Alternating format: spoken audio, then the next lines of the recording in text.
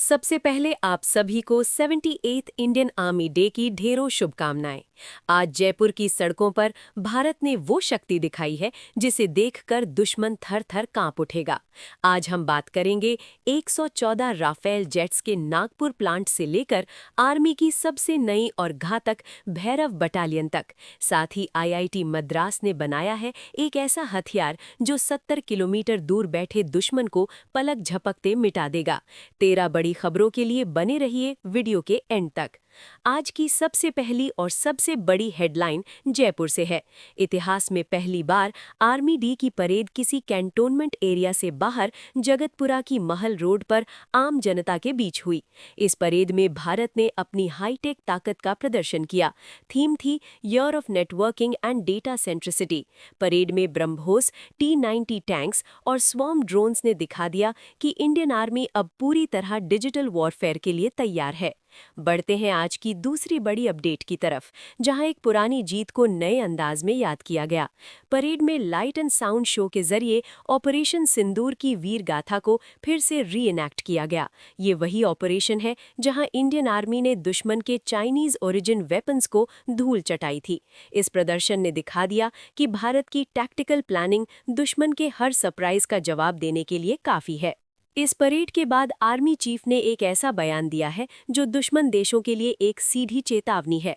General Upendra Dwivedi ने साफ कहा कि टेक्नोलॉजी जरूरी है, पर वो सोल्जर की जगह नहीं ले सकती। उन्होंने रशिया यूक्रेन वॉर का हवाला देते हुए बताया कि अब जंग लंबी खिंच सकती है, इसलिए इंडियन आर्मी अब लॉन्ग ड्यूरेशन कॉन्फ्लिक्ट के लिए तैयार हो रही है। उन्होंने सोल्जर को ही ऑपरेशन का असली सेंटर बताया। चलिए अब बात करते हैं आज की चौथी और सबसे ट्रेंडिंग अपडेट की, जो आईएएफ के फ्यूचरिस्टिक प्लान से जुड़ी है। 114 राफेल जेट्स की 3.25 लाख करोड़ वाली डील पर बड़ा अपडेट आया है। प्रपोजल के मुताबिक 80% जेट्स भारत में बनेंगे और नागपुर में इनकी फाइनल असेंबली लाइन लगाई जाएगी।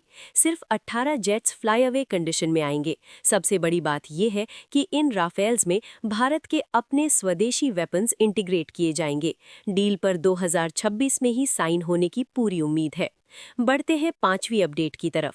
आज जयपुर में एक ऐसी यूनिट ने डेब्यू किया जिसका नाम सुनते ही दुश्मन कांप जाएंगे।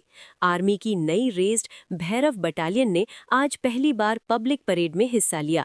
ये यूनिट पैरा एसएफ और रेगुलर इन्फेंट्री के बीच का ब्रिज है। इन्हें खास तौर पर ड्रोन एनेबल्ड ऑफेंसिव ऑपरेशंस के लिए ट्रेन किया गया है। चेहरे पर पेंट और निष्काम कर्म के जज्बे के साथ इनकी थप थप ने जयपुर को हिलाकर रख दिया।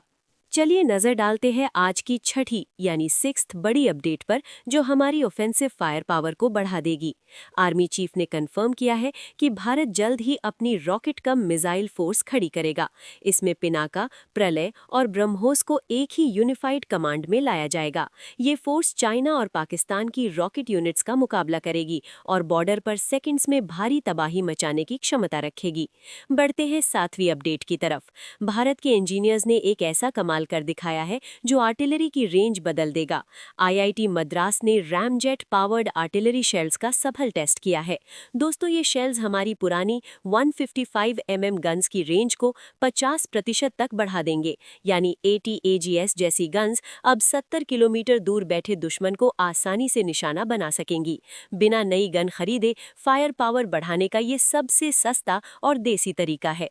चलिए अब बात करते हैं 8वीं अपडेट की, जो इंटरनेशनल जियोपॉलिटिक्स से जुड़ी है। दिल्ली में इंडिया और ग्रीस के बीच पहली जॉइंट सर्विसेज स्टाफ टॉक सफल रहीं। मेडिटेरेनियन और इंडो पैसिफिक में चीन के बढ़ते प्रभाव को रोकने के लिए ये पार्टनरशिप काफी क्रिटिकल है।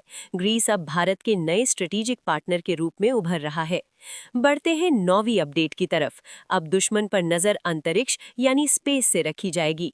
आर्मी चीफ ने बताया कि इंडियन आर्मी अब प्राइवेट कंपनी से कमर्शियल सैटेलाइट्स खरीदने या लीज पर लेने की योजना बना रही है। इससे बॉर्डर पर 24/7 रियल टाइम सर्वेलेंस पॉसिबल होगा, जिससे दुश्मन की हर छोटी से छोटी मूवमेंट भी नहीं छुपेगी। नजर डालते हैं आज की 10वीं अपडेट पर, जो आने वाले बजट और फंडिंग से जुड़ी है। आर्मी चीफ ने बजट 2026 में डिफेंस कैपिटल आउटले बढ़ाने की मांग की है। फोकस एआई, हाइपरसोनिक वेपन्स और स्वार्म ड्रोन्स पर है। पड़ोसी देशों की बढ़ती ताकत को देखते हुए भारत अब क्वालिटी ओवर क्वांटिटी पर फोकस कर रहा है।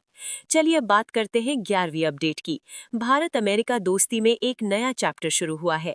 नए यूएस एम्बेसडर सर्जियो गोर ने राष्ट्रपति मुर्मू को अपने क्रेडेंशियल्स पेश किए और कहा कि भारत से बड़ा पार्टनर कोई नहीं है। उन्होंने डिफेंस, ट्रेड और क्रिटिकल मिनरल्स में सहयोग को दुगना करने का वादा किया है, जो प्रेडेटर ड्रोन्स और जेट इंजन डील्स को तेजी देगा। बढ़ते हैं आज की 12वीं अपडेट की तरफ। हमारी अपनी पीएसयू भारत डायनामिक्स लिमिटेड ने भी रफ्तार पकड़ ली है। बीडीएल ने अपनी नई स्ट्रैटेजी रिवील की है, जहां वो नए सरफेस टू एयर मिसाइल्स यानी सैम्स और अंडर वाटर वेपन्स पर फोकस कर रहे हैं। इंडस्ट्री 4.0 और ऑटोमेशन के जरिए मिसाइल्स का प्रोडक्शन अब पहले से 30% तेज हो जाएगा। और दोस्तों, आज की आखिरी यानी 13वीं अपडेट हमारे वीरों के सम्मान से है। आज शाम जयपुर के सवाई मानसिंह स्टेडियम में शौर्य संध्या का आयोजन हुआ, जहां रक्षा मंत्री राजनाथ सिंह की मौजूदगी में वीर नारियों और वेटरन्स को सम्मानित किया गया। आर्मी के वॉरियर डांस और कलारी पयाट्टू ने सबका दिल जीत लिया। तो दोस्तों, ये थी आज 15 जनवरी की 13 सबसे बड़ी डिफेंस अपडेट्स। आपको 114 राफेल की नागपुर प्लांट वाली न्यूज़ कैसी लगी, और क्या आपको लगता है कि भैरव बटालियन दुश्मन के लिए यमराज साबित होगी? कमेंट में अपनी राय जरूर दें। वीडियो पसंद आई तो लाइक करें और ऐसी ही डेली अपडेट्स के लिए चैनल को सब्सक्राइब करें। जय हिंद।